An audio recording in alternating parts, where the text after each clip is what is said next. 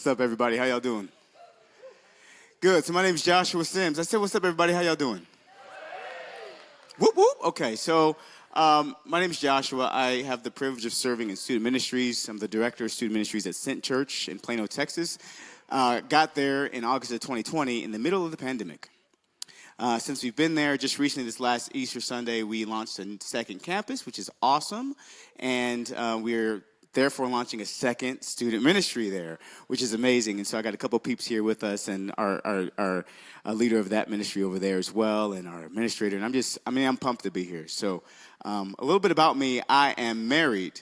So for all you single ladies, back up, okay? Back up right now. I'm just playing. No, I'm married and I got 6 kids. Won't he do it? No. But the thing is that, like, my life is very dynamic, okay? Very dynamic. If you know me personally, you know that there is never a dull moment, and there's always something weird happening. I mean, if you've ever been on the phone with me when I'm driving to pick up my boys, I've got 4 boys who are, two, are they 10 or 11? 2 11-year-old twin boys. Don't judge me. An 8-year-old boy and a 6-year-old boy. They all go to the same elementary school. And then I got a 14-year-old daughter and a 16-year-old son. But when I pick up my younger boys, this is what you hear. I'm driving, we're having a good conversation, and then all of a sudden, hey, what are you doing? Hey, leave me alone. Put your seatbelt on. Ah! Like, that's what you hear. And I'd be like, I'm so sorry. Can I call you back just in a few minutes? Because, like, my life is dynamic, and my boys are just... they're wild and goofy. They're the type of kids you want around in kids ministry, or not. One of the two. And then my daughter, that's my sweetheart, right? And then my oldest boy, that's my dude. And so we just have great times in my household. But how many extroverts do we have in the room? Yeah, so you know who you are. I mean, you know what I'm saying? And you think I'm an extrovert because I'm up here doing all this kind of stuff? Nah, not really. How many introverts do we have in the room? You lying. Uh-huh. Who else? Not so. The real introverts, when I said how many extroverts do they have in the room, they were already ready, like, I'm not about to say nothing. When he asked for my name, my introverted self, I'm sitting down, or like, Zach, I got to go to the bathroom right quick, you know? All right, so the reason why I asked that question is because I learned something about myself in the middle of the pandemic. I got COVID in August of, I don't know what year we're in anymore, but I got COVID. And under normal circumstances, I like being around people, but then there are times when I'm more refreshed by myself in, like, that, alone time. I love that alone time. Maybe it's because I have 6 kids. I don't know. But I love my alone time.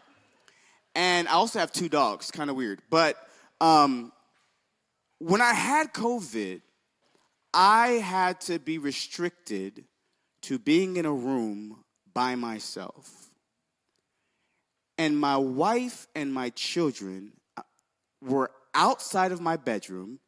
And at first I was kind of upset. I would try to, like, sneak out my room, go downstairs and get some food or stuff like that. My wife was like, what I tell you, I will bring you food. Just stay in the room, you know? And I was like, but babe, I'm a man. Like, I'm grown. You can't tell me what to do. She's like, I'm gonna call your mom. I was like, don't call. Don't.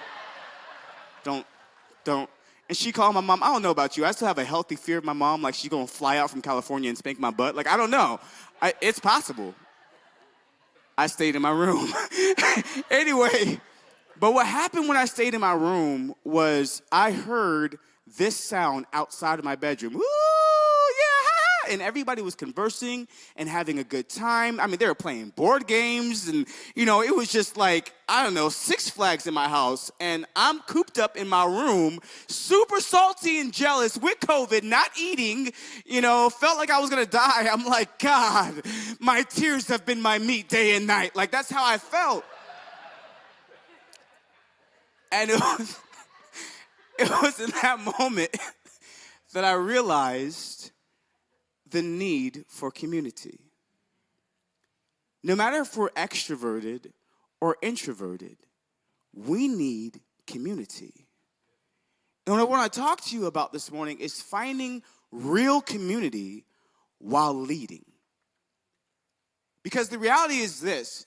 There's a lot of times where we as leaders have an aspiration, we have a goal in mind, we want to climb the ladders. They say a lot of times youth pastors or youth ministry is like that stepping stone to being a lead pastor or a church planter. Some of us are interns right now. Some of us are simply leaders in the ministry wherever we're at, but we're young, we're ambitious, we have things that we're aspiring to. And sometimes in the middle of all of that, we have this pressure that says, I have to look the part. I have to make sure that if I'm struggling with something that, you know what, I'm just going to fake it because, you know, Sunday still comes. Wednesday still comes. And these students deserve the best part of me. So I got to make sure that I'm on, right? But if we are not careful, we will find ourselves getting slumped into what the pandemic has done to us, which is making it easy for us to hide. Making it easy for us to be independent of community, making it easy for us to fake the funk, to fake it until we make it, because nobody will know. One of the worst things the pandemic did for us is it allowed us to be complacent in isolation. But there is strength in numbers. Jesus sent them 2 by 2. And I want to tell you that it's important if you do not have close Christian community that you find it. So real quick, here's a couple questions. First question is, why do I need it? I want to turn your attention to 2 Corinthians 12, 6 through 9. Paul says like this, I don't mean to say I have already achieved these things or that I have already reached perfection, but I'm going to read in this version. But I would not be a fool because, where are we at? Even if I should boast, I would not be a fool, because I would be speaking the truth. But I refrain so no one will think more of me than I am warranted by what I do or say because of these surpassing great revelations. Therefore, in order to keep me from becoming conceited, I don't like that word, I was given a thorn in my flesh, a messenger of Satan to torment me. 3 times I pleaded with the Lord, take it away from me. But he said, my grace is sufficient for you. My power is made perfect in weakness. Therefore, I will boast all the more gladly about my weaknesses so that Christ's power may rest upon me. When you are in real community, that is a space where you are willing to take off the veil, to take off the mask, if you will. That is a space where you're willing to say, listen, man, I don't have it all together, but I know the one who does. How many locker room conversations are you having on a weekly basis? How many times are you allowing people a peek into your actual space? How many times are you allowing people to get to know the real you, the you that nobody else knows, the real you that you don't even like? Because here's the truth of the matter. If we stop trying to live the standard of perfection, if we stop trying to fake it, if we stop trying to look the part for other people, see, man looks at the outward appearance, but God looks at the heart. If we would stop trying to look the part and allow our weaknesses to be on display in the context of safe community, well then just maybe your ministry would thrive not on your power, but on his. Just maybe God would get the glory out of your life as opposed to you trying to get the glory for the things you do. Your strategy, your giftedness. This was convicting to me. Because again, I live in a house where when you walk in the front door, I don't know what to expect. You might walk in and there be a pile of poop sitting right there just waiting for you. You might walk in kids' socks and underwear. I'm like, why is your underwear off? I don't know. I don't know what to expect when you come into my home.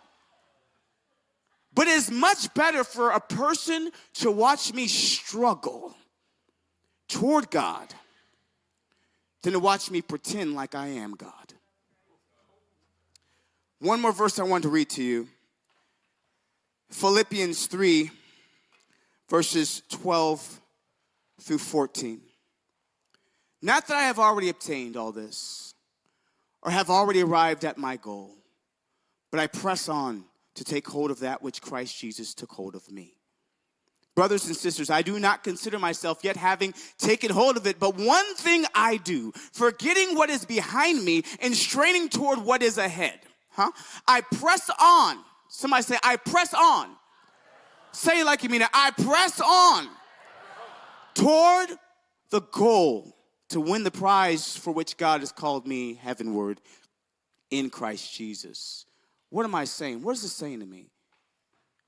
When people come in my space,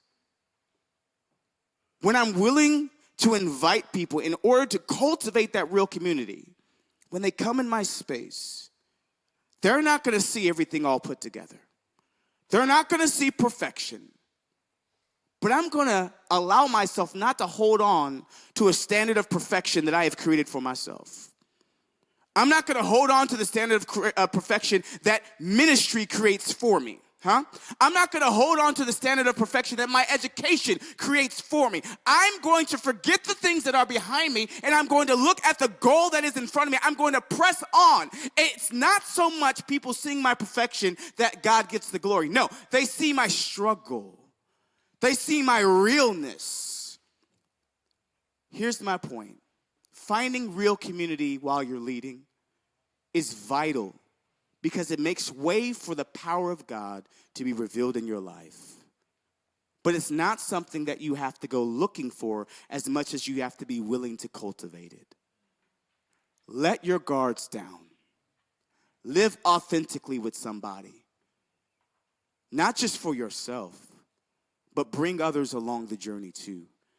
Because you being authentic is going to give space and permission for others to do the same. And that is when we will see the power of God revealed like no other.